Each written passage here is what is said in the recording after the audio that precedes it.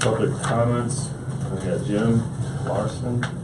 I'd be certainly willing to wait to do the public comments after that review of the appeal, if that would help, and let Paul not have to sit here.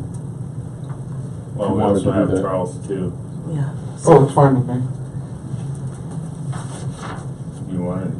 We're not kicking you out, man. I'm just saying if we don't want to waste your time. That's Oh, no, that's fine. I don't Okay. know how. Well, let's go with That's let's fine. follow the agenda. Not Okay. in a hurry. I just got after my report.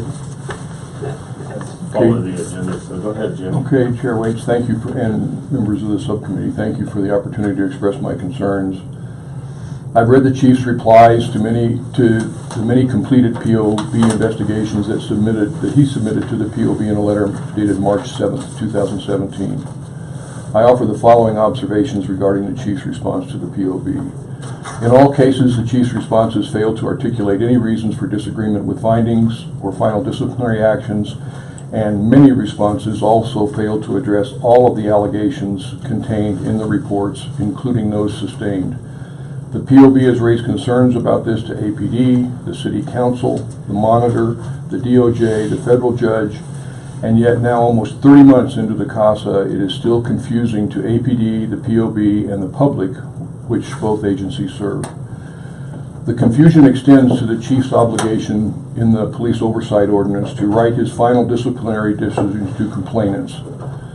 If there are any doubt about the requirements or accountability and transparency in either the Police Oversight Ordinance or the CASA, those issues should have been addressed by APD or the POB and clarified in the early implementation process. CPA 123-16 is a prime example of the continuing problems. There were 2 detectives involved in the citizen complaint made April 14, 2016. The investigation was assigned to an investigator on July 6, 2016, and the letter to the complainant was dated November 14, 2016, with a copy to the chief. There were the 2 detectives. Detective M had 3 sustained allegations and 1 unfounded, and Detective A had 4 sustained allegations. Chief Eden's response said, "In this particular case, I did concur with the recommendation of a 16-hour suspension in the sustained violation of the Albuquerque Police Department Standard Operating Procedure. In certain cases, in accordance with city rules and regulations, I hold part of the suspension in abeyance, provided the employee has not other similar infractions in a 6-month period. In this particular case, the officer was given a 16-hour suspension with 8 hours held in abeyance, meaning the period reflects a 16-hour suspension, but the officer only lost 8 hours of pay." I have a copy of this if you'd like it. With respect to the chief's responses, more questions are raised than answered. Which officer was disciplined? Why were both officers not disciplined? Which sustained violations were the basis of the discipline? Did Chief Eden agree with all the sustained violations, or did he charge some of them? Who made the 16-hour suspension recommendation, and is there any documentation of the recommendation? Note the CPOA letter to the civilian complainant with a copy to the chief has no disciplinary recommendation. If the director shared any disciplinary recommendations with the chief of police in advance of the submission to the POB necessary to help ensure timeliness pursuant to any applicable personnel or union contract requirements is clearly allowed in the ordinance, shouldn't that be reflected in the letter to the complainant? With respect to the CPOA investigation results letter, 2 issues are paramount.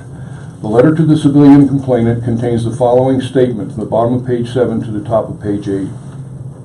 Detective A stated he ran his recording during the incident and would provide it. After several requests for the video, Detective A mentioned an attorney has his lapel camera for a different case, which contained the video related to this case.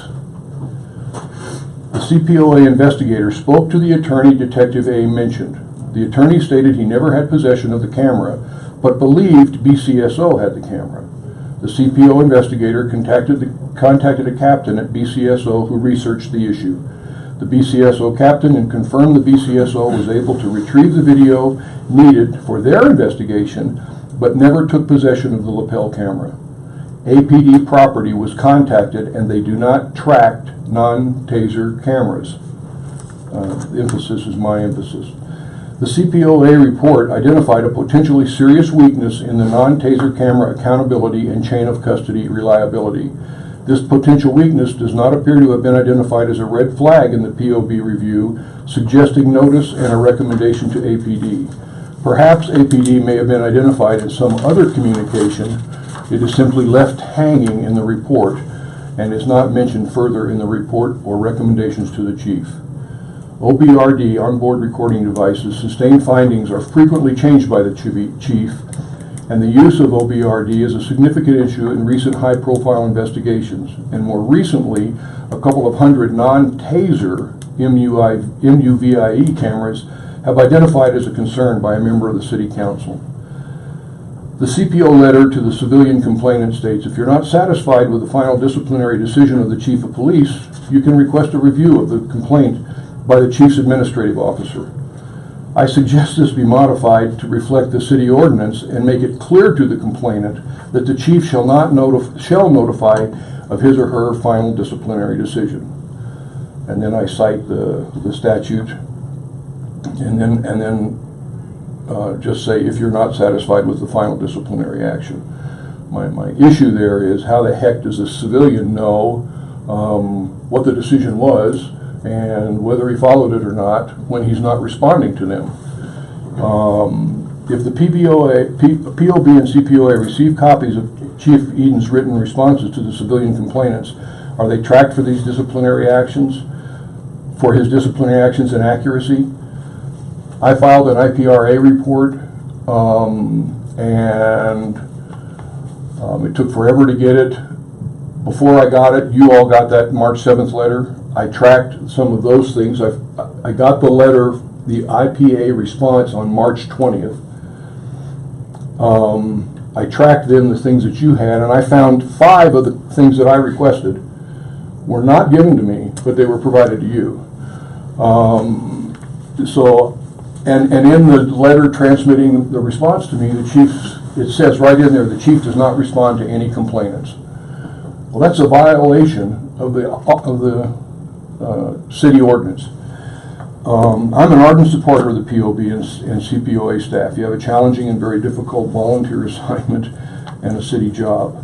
The U.S. Attorney General yesterday ordered a nationwide review of all reform agreements with local police departments, placing a key of Barack Obama's legacy on criminal justice in jeopardy. Jeff Sessions signaled in a memo filed to federal court that consent decrees, such as those struck in recent years, are with troubled departments. I worry that the recent changes to the city ordinance established by the POB and CPOA ordinance may become yet another failed attempt to add to the already long list of studies and attempts for effective police oversight in Albuquerque. I urge you to employ all avenues to the POB to ensure Albuquerque does not have to rely on now a very tenuous DOJ support. I have a copy of this if anyone wants one. My concern is that this is a summary of my concern that these reports are written, and then to me this is a throwback in the face of the POB, and the report itself raises a critical issue on the cameras and is completely silent.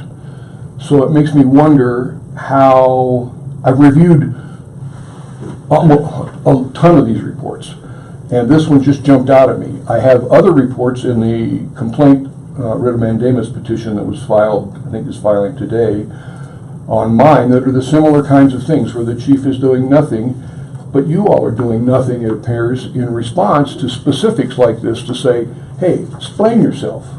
So thank you very much for the time. I appreciate it. I share a lot of your concerns. I can't think of any that I don't share.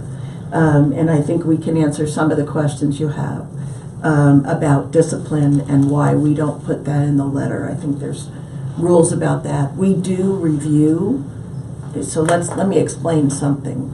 We the volunteers, do not get to look at the past misbehavior or complaints about whatever officer it is, Officer M. We don't even know their name, okay? We just know, and that's part of the deal, okay? That's how it comes to us. we can't change that, okay? But Ed does get a copy of that, which took us a while to get him access to that. But so when we get a complaint, as we have today, in case it's investigated, we get to see from a database standpoint, it's called SharePoint, the actual letter that the investigators write, and in addition, a separate document that says Officer M and what the policy violation was, if it was sustained, whatever it is. And it says what Ed's recommendation is. It also tells us whether or not this person, whose name we don't know, has had past events like this, okay? So that information is shared with us and is part of how we vote on these cases, okay? So just so you understand, the only person who has that information is Ed, okay? So we never get it. We get a summary from Ed about why he's suggesting this thing. Can you speak to why we, and I'm assuming because we can't impose discipline, we can suggest discipline, and the chief does or doesn't agree with us. So we couldn't put in our letter what the chief's going to do.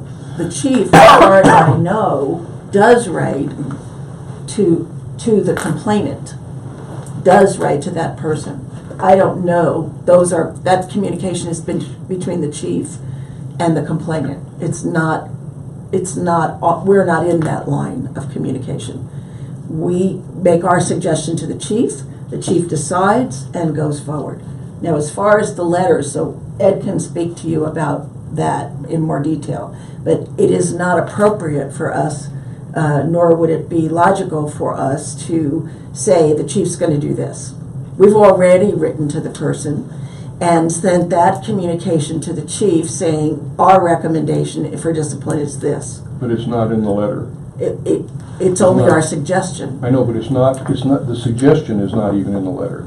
Okay, well, maybe Ed can speak to that. The other thing that I want to talk to you about is we share your concerns about the letters not having, in fact, Ed brought that up at the board meeting, is not only are they not giving us why, they're not addressing all of the incidents, the pieces of the violations within the letter. So we may have 4 things that we're looking at, and the letter talks about one of them, and sometimes isn't clear about that. So it's not okay with us, and we have said this to everyone, as you said in your letter. Most recently in our conversation with the parties, we also again emphasized that they are not complying with the ordinance, and clarified with the Department of Justice that they're not complying with the CASA either when it comes to explaining why they differ. They had a very circumspect understanding. Their interpretation of the ordinance said they didn't think they had to, but they understand now that they will have to answer why. And that they're willing to do that. We haven't seen it yet, but they're willing to do that. And so there's so many pieces of what you said that I find are compelling and really important. So I want to get to all of them, but I wanted to make sure I started with those 2. Ed, would you speak to why don't we include in our letter what our recommendation for discipline is? I think it's simply because following the old notice and letter from previous agencies and how the citizens were informed, it's never been a part of the letter. I think, I don't know that there's any prohibition from doing it or including the disciplinary recommendation sheet as an attachment. I mean, that certainly could be done. But wouldn't that reveal the past thing, which No, the past history? no. It simply says that this would be it's the same information that you would get, that this is the officer's third level 7 violation in the last 18 months or something like that. I mean, that's, I don't think that there's It still doesn't identify them by name. It doesn't identify, no. We could include it as, as an attachment. The issue is then that the public has to understand that that's simply a recommendation from us, and it's not what the chief has to follow. So it certainly could be considered to be included. Is there any downside to including it? Just confusion on the part of the public that just because we say something should happen, that doesn't necessarily mean that it's going to happen. So if we were to do that clearly, that it's a recommendation on our part, which the police department does not have to follow. Right, the form says recommendation, so, I mean... No, I think it needs to be in the body of the letter, otherwise the form is, confusing for sure. Well, we can certainly try to make sure that it's as clear as possible. But Mr. Larson's point about the appeal of the chief to the chief administrative officer, we didn't specifically state the ordinance because the board previously thought that was too confusing, so we tried to make it as understandable as possible, that if you have a problem with what the chief has done, your appeal has to go to the CAO, not to us, because that's a bifurcated process by ordinance. So we're trying to strike a balance of making it a plain language letter that's understandable by the public and making sure that it still incorporates what's in the ordinance. And what it can be confusing is they can appeal our decisions to us and the chief's decisions to them. Now, does the chief write to all of the citizens? Well, I can't speak to what the chief does. I know we sporadically get copies of correspondence to complainants, but we don't get them all, and we track all of them. I'd like to be clear that I'm not pointing fingers at you guys or anybody. It's okay to point fingers well, at us if you no, want but us I'm to not. fix what I'm just trying to say that as I read it as a citizen, I find it very difficult to understand exactly what is expected of whom, and I have no way of knowing. If I get the letter, I have no way of knowing if there's been any discipline, and as an oversight agency, it's part of the oversight process has to be that the chief does what he's supposed to do in terms of responding to the citizens. And I agree that I've read tons of these, and most of them are unfounded or exonerated, and they're thorough. But what I'm thinking is that as a result of this conversation, my recommendation is that it become clear to the citizen. That's the whole idea of the transparency. That this is what we recommend. We can't enforce it. It's the chief's decision. But the statute says we may recommend, and so we have done this. And so I think maybe it just needs to be a little clearer and adopt a policy that's not been followed in the past necessarily. So anyway, thanks. Okay. Are there other Appreciate it, things Mr. in Harness. there that, did I miss something, you guys? You had so many pieces in there that were really important. Well, the one- Understand that we are never going to let go of tell us why. We're never going to let go of that. We're going to beat that drum till the skin of the drum comes off. So just understand, we share that with you on steroids. Well, the only issue that the other one that surprised me was and it goes to reading a lot of these. I just pulled this as an example, but this thing about the cameras is now becoming a huge deal with the city councilor. Right? Is it Pat Davis that's writing? Yeah, and then is demanding to know why these 210 cameras. This detective says he uses a camera, then he gives the whole damn camera, he says, to an attorney, which has all the recordings on it of all the different stuff, and then property says they've got no accountability. So there's a chain it of seems to command. me that somebody should be saying, It's hey, a flawed system because the whole department is geared to be on taser, Right. but they don't have they don't have enough operational taser equipment for all the officers. So they're trying to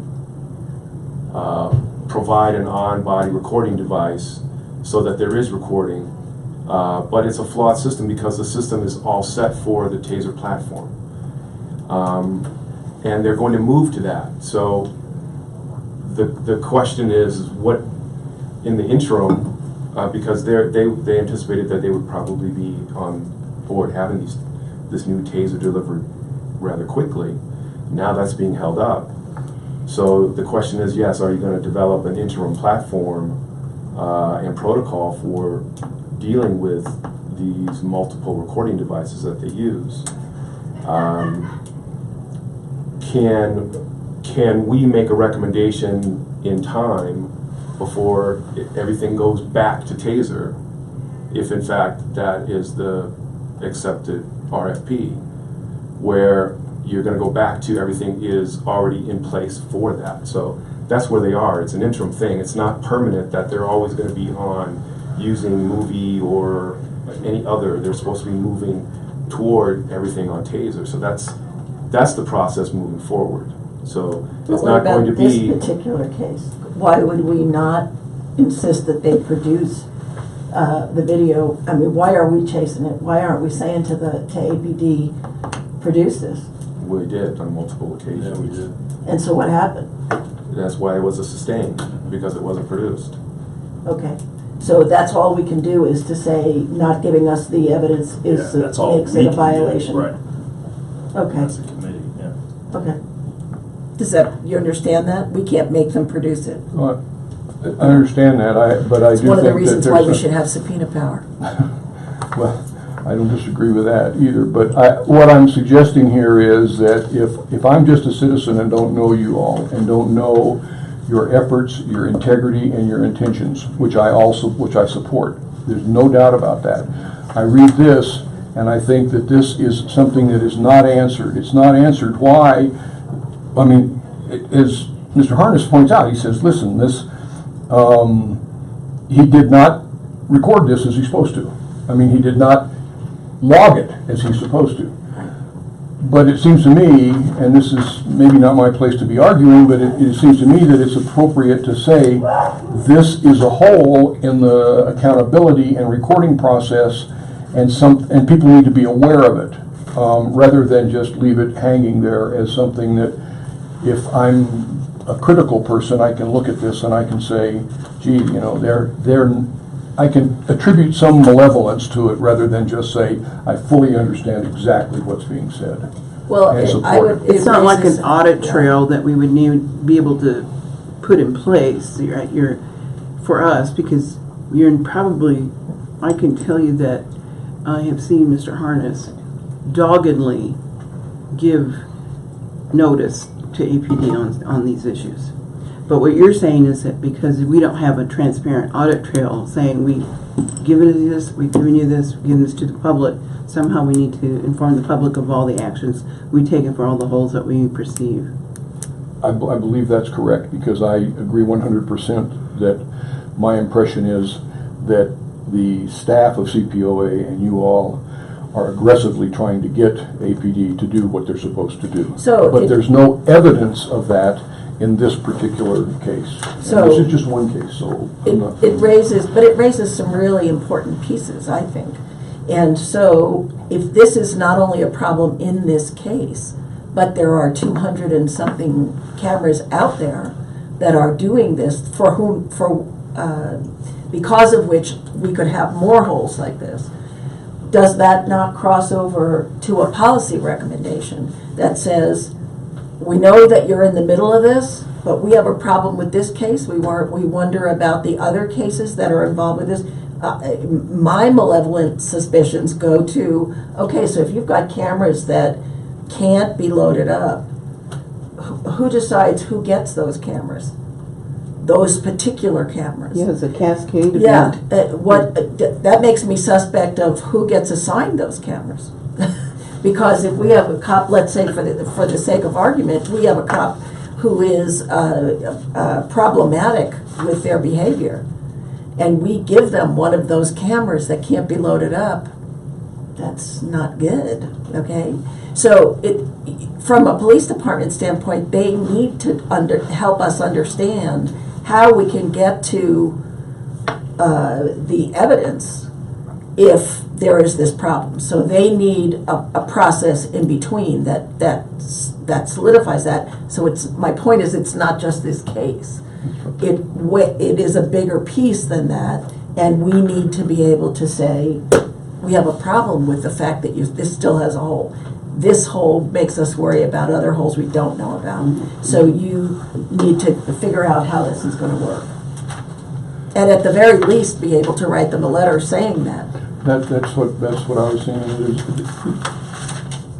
It just strikes me that, you know, I know Paul was the chief of police, and I know that I didn't know that. if he were to get a situation that has, hey, we have an accountability system here that's massive and it's generally used. We have another system over here that's as Mr. Harness points out is just temporary. We ought to have something that says you don't give that camera with all of its contents Correct. To to somebody an outside. attorney. Outside. And so that's not that hard to do. I say that's not that hard to do, but No, you're correct. Yeah, you're right. But I'm You're just right. trying to say that this is I don't know. It's an issue. It's a problem. You know, it's a problem. Well, it's something that we don't know when the end is coming. Okay, we don't know Now, yet. especially with the AG's decision to relook at that. So we don't know when it's ending, so we have to know what's going to happen between now and then. This letter is a good example to say, this is an example of what's problematic. Not only the fact that these recordings can't be loaded up, but that this, you know, what are the rules relative to sharing this with an attorney? You know, what are that? These Or are, BCSO, letting them have the whole camera. and why BCSO? Why would an APD officer need to share it with BCSO? I think this guy's in the gang Joint unit. operations. Joint operation. They do things together. So if there are BCSO that has no cameras? right. Let's give it Thank you that. very much. Let me just talk about how for the time. ironic that is. All right. Let's move on. I appreciate that. And you have an extra copy? Like that? I have 2 copies. I was going to give one to Mr. Harness if he wanted one. And Mr. Larson, just I can give Oh, them. okay. to your Okay. point about the AG, I am the worrywart of the Oh, POB I have a copy. on that issue. Oh. So I do share your concern. Well, what's the action we're gonna take? Yeah, relative to this? that was gonna be my next question is what suggestion do you have? Well, first- I have a suggestion in terms of, you know, what he's raised here is like when there's a hole in when we review cases, and a lot of times we'll say there's a big hole for policy. I mean, hello, what was going on with the example of the whole camera going to a third party, even if it's somebody's lawyer? We need to have How can a it go to them and policy not us? policy analysis of what is, you know, just like we do with any officer who has violated a rule. We go through the policy to see where it lines up. Is there something wrong here? And then, if that's what we need to do. We need to say, okay, there's no policy, therefore they didn't get by. They did it, and it just seems to violate so many rules or rights, actually. So I think we need to have an analysis of when we identify something like that.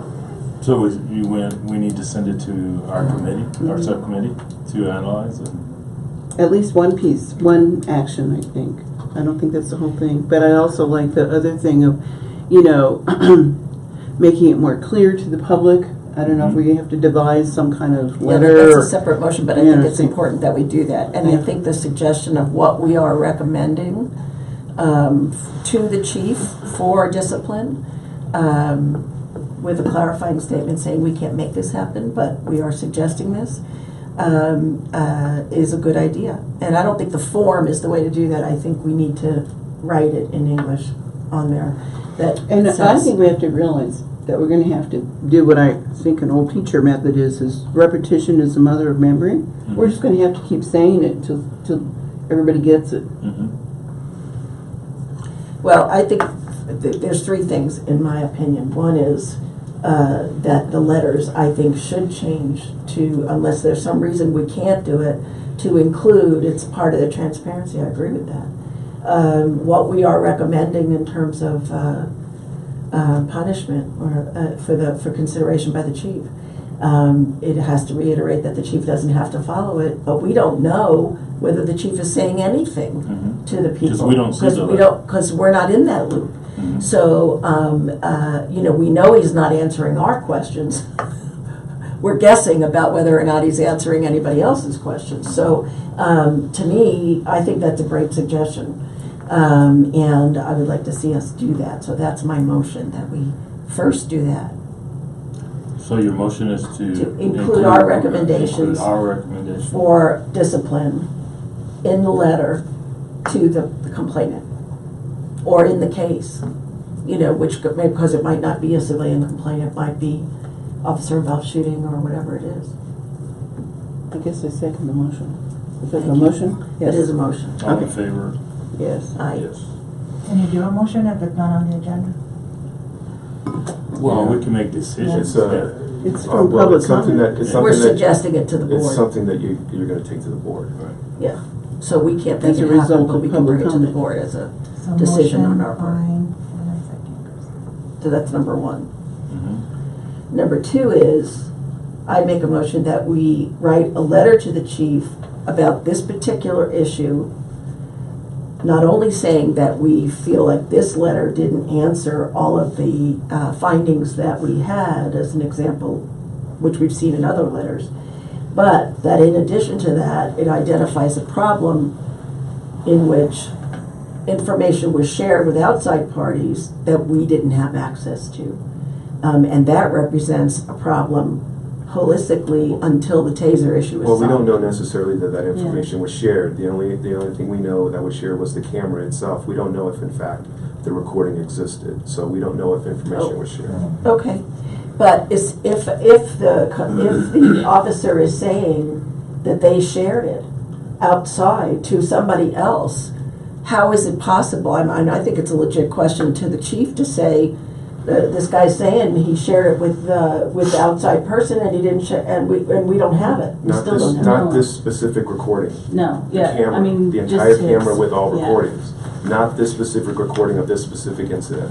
Somebody That else was never, he's that was never verified. Well, how can it be if nobody's answering our questions? Well, and just But- to give you an aside on this, I got communication from the officer later, after it was already said and done, and he said, here's the video available. Well, it was too late at that point. But it was a totally unrelated, different incident that was on the camera, not related to this in any way, shape, or form. And whether or not... So there this was no incident- recording of this incident. Maybe there was, maybe there wasn't, but it had absolutely nothing to do with this incident when he turned over his camera for a totally different investigation. Zero to do with this incident. So no let me- sharing of info. They don't give one iota about this particular incident, the other people. So, there is- Okay, so I want to know what the rules say relative to a police officer having his camera and giving it for whatever reason to somebody outside of the department. Is there a rule about that? So that's a general question, but I wouldn't tie it to this. I'm asking. No, Case, and that you was know. my question. Yeah. is, What So do we let's- do? What do they do? This just seems improper. To hand over your. So we know we have a problem with some of the cameras, okay? Because they're not tied to the evidence.com piece, okay? So we know that. We also know in this particular case that an officer said he shared that camera for whatever reason with a lawyer. I'm wondering, since we have this bigger problem, is it okay for a police officer to give his camera to someone else outside the department? What about chain of evidence? What is the truth about Well, it was it? allegedly taken into custody as evidence for this other case. Is that allowed? So, well, It's a seizure of yes, evidence taken. by a law enforcement So. agency. So it's a seizure of evidence by a law enforcement agency. By a lawyer? by a law enforcement agency. Or by BCSO, you're Yes. saying? Yeah.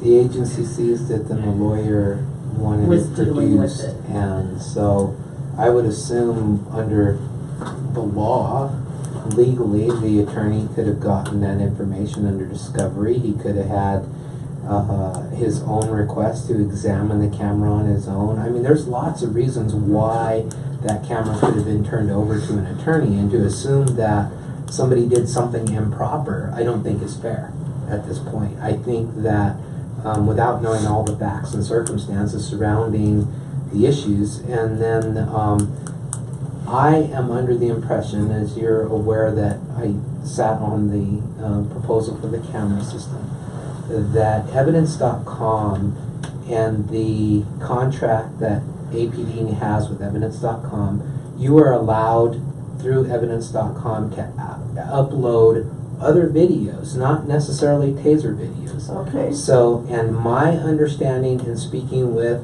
a person, and I wish I could remember because it was in passing, is that those videos that are on these new cameras are being uploaded to Evidence.com. So if we need a video in a particular case, we do have access to those videos.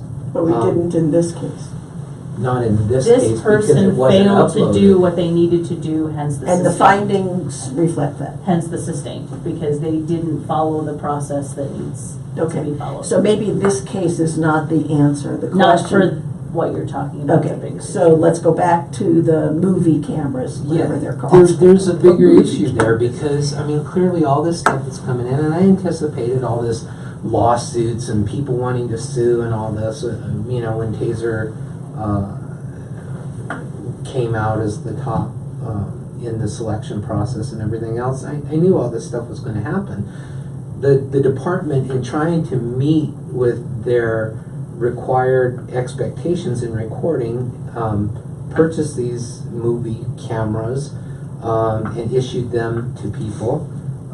But there's nothing that goes along with that. And I think that's been pointed out. I think Mr. Harrison did a records request for the purchase, and we haven't gotten anything back on that. And so those particular cameras need to be addressed, and I think it needs to be addressed through policy, because if we're using something other than Taser, if the department is using something other than Taser, then, especially in the interim, then they need to be addressed. And whether it's addressed through a memorandum, whether it's addressed through special order, whether it's addressed through policy, and policy change to, you know, is brought forth by the POB, to OPA, to the Policy and Procedures Review, SOPRC, with some language change. I think that's something that definitely needs to be done, because this is not going to be resolved anytime soon. Litigation takes forever. Inquiries take forever.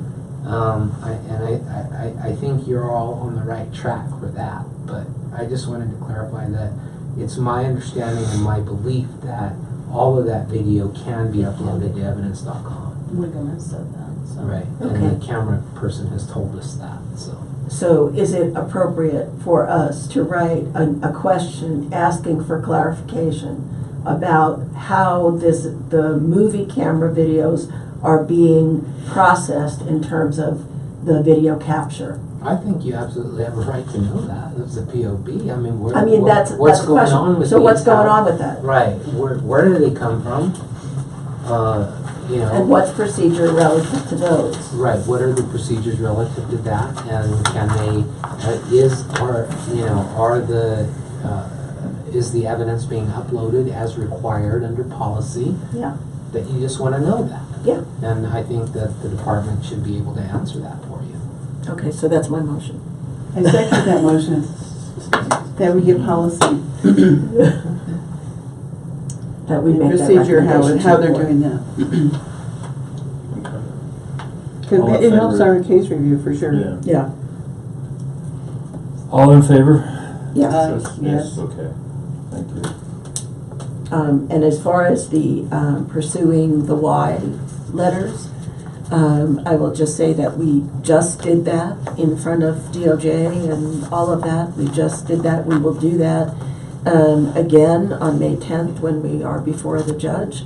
And they have promised, yet again, that they will answer those questions. I'm not sure if they promised that they would answer them going backwards, but certainly they haven't met the criteria of the ordinance or the CASA relative to answering our questions about why. So to my way of thinking, we will be satisfied until every letter has a why in it. Every finding has a response, and not only backwards but forwards. Well, some friends of mine recommended that I do this. I was not sure I wanted to do this, but I thought that it would be good to have a public person that's not a member of the CPOA, not a member of the POB, not a member of the CPC or anything, raise the issue and provide you with additional support to say, hey, the public does give a damn about this. Yes. So, thank you. I think we share that giving a damn part. Thank you for your testimony and suggestions. Okay. So we have We're Mr. good? Arison has something I'm sure he wants to say. Yeah, I'm sure. Just to touch base, to give you maybe a little bit of more leverage on if you get any blowback on putting some more information in your findings letters. I just wanted to let you know that disciplinary actions that have happened to police officers in the past who are now facing a disciplinary action now, or currently, whatever you want to call it, those things are openly discussed at personnel board hearings in public, at grievance hearings that officers have that are public. They're discussed at public hearings at the state level where officers are facing the loss of their certification. Okay, so this is all public knowledge. Okay, so just to give you a little leverage on that, if you get some blowback, I just wanted to let you know that. Now the other thing, as far as these non-standard or taser cameras, they're made by a company called Viho, and the camera is marketed under a brand name called Muvi, M-U-V-I. And I noticed these being used by the top brass at city council meetings, at your meetings, at community policing council meetings, and those kinds of things. And I got curious. So I filed an IPA request, like Paul said, and I asked for the property logs and the audit logs of the videos, okay, the audit trails, okay, and the response was no records found. So they basically don't know that they have these cameras. They don't know who has these cameras, and they have no way of telling, let's say, a defense attorney over here in Metro Court that this video was taken with this kind of a camera that does not have an airtight chain of custody, because these cameras record to an SD card. The officer has to take that SD card out of the camera, which he could simply throw to the wind if he likes, or he can plug it into his computer. He can download that video. He can edit that video. He can then make a copy of that video for the department's evidence, and then also a copy of it to go into evidence with his report on that particular case, okay? But the public out here thinks that they've got this airtight system using these taser cameras when they don't, okay? And I don't know if defense attorneys are being informed of this, because when you ask APD, I want audit logs of videos made by these cameras, they don't have any records. And if you looked at an audit log from evidence.com, if it's been done with a taser camera, the model of the taser camera and the serial number of the taser camera is put on that log. Manually, Okay. or? No, I believe it's automatic. Automatic. Okay. It's embedded. So if they take this video from a camera that's not supplied by taser and put it into evidence.com, which they can do, why don't they have the manual capability of saying this was shot with a VHO movie camera. And oh, by the way, they're not serialized. These are $150, $200 cameras, okay? And there's no serial numbers on them. I've physically looked at them myself. There are no serial numbers on these, okay? So, whose camera did this come from? Did this actually come from the officer that's going to be testifying against somebody in a criminal trial? Or did it come from somebody else? You know, what's going on here? Was this edited? You know, does that defense lawyer know? I think that we're You know, gonna, if I'm correct, the Department of Justice, I recognize that the city has done their own investigation. And if you were at the meeting, our meeting, you know that they believe they couldn't wait, that they had to go forward and have somebody assess whether or not there was tampering with evidence based on Mr. Chavez's complaint. Right. And they've come out with that report, and of course it says, you know, that it's wonderful, everything's cool. That report didn't answer the question. Well, I'm not defending that report. Yeah, sure. I'm saying that I'm waiting, we're all waiting for the FBI report, Right. the Department of Justice report that says we've looked into it and we feel whatever, Right, okay? right. So, as far as this camera, and I believe that all of this will be part of that process. So I don't know that we can affect change with that, but we can certainly ask for how does the process work now that you have these other things, and how does that affect chain of evidence? How does it affect reliability relative to what camera it came from, Right. and all of that. So I Well, think that our letter can ask for all of that. To let you know, when they came back to me with this response to my request, I was like, how can this possibly be? So I filed a second request asking for purchasing records.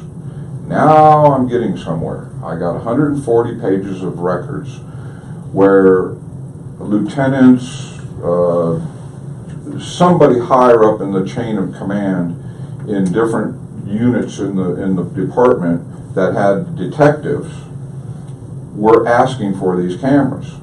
And in the end, they've got 210 of them. They got them piecemeal, a couple here, 6 there, 5 here, this there, okay. I took that information to a city councilor, and we had some discussions over it, and to let you know, he fired off a pretty extensive letter asking a lot of questions of the chief as to what's going on here, why, and all those, when, and all these things. And he did that 2 weeks ago yesterday, and as far as I know, he hasn't gotten a response yet. So I'll be glad to share that letter with you guys. So if that helps you, maybe put a little more meat into the letter that you're proposing sending out. So I just wanted to let you know that. Well, I'm glad to give Ed a copy of it. He can share it with you guys. I'm whatever you'd like to concerned do. about a bigger issue, which relates to what you said and what Mr. Larson said, and that is requests. I don't know how this works exactly, but I know I've heard more than once now that I make a NIPR request and it says there is no record, it doesn't exist. Mhm. And then from some other source we find out that indeed it does. Now, Right. in fairness, I don't know that the IPR request was exactly the same as what was denied. In other words, I haven't seen the IPR request, so I don't know that this is not the answer to that question.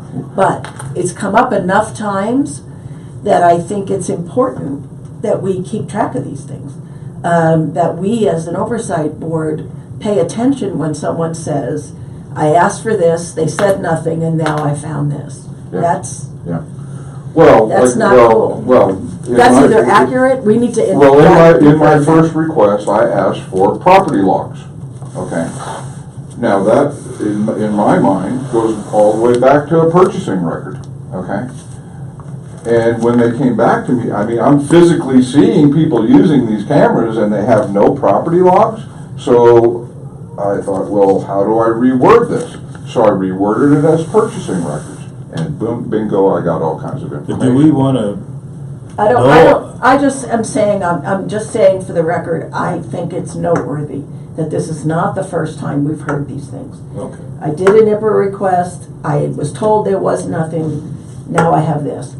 and I'm saying out loud to you, I don't necessarily know that this thing that you discovered later is the same Right. as the IPRA request. I don't know that. Yeah. But I think that as a board, we need to pay attention when somebody says we asked for stuff and we didn't get it, and now we have this, so, and we need to take a look at that and see, is that legit or isn't it? But I